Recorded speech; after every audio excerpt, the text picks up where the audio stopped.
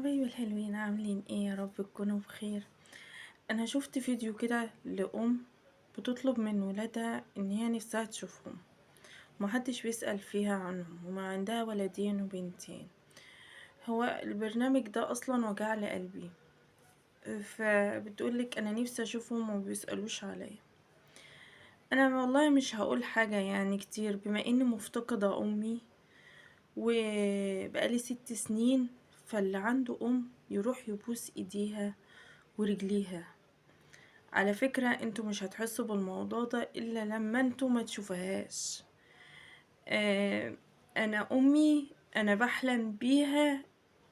يعني اتمنى بالليل وانا بصلي بقعد اقول يا رب تجيلي في الحلم عشان اشوفها.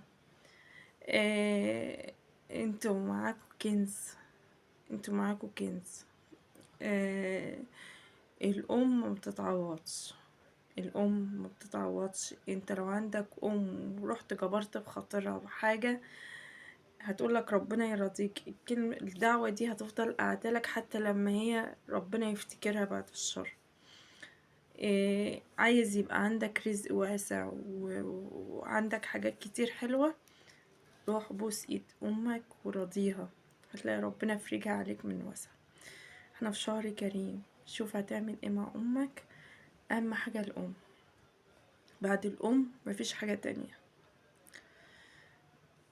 ربنا يرضيكم كلكم ويخليلكم امهاتكم ويصلح حال كل واحد. بس انا مش هقول لكم اكتر من كده، وكل سنه وانتم طيبين. متنسونيش في اللايك ومتابعة للصفحه، وما تنسونيش كمان في كلمه حلوه منكم. باي باي.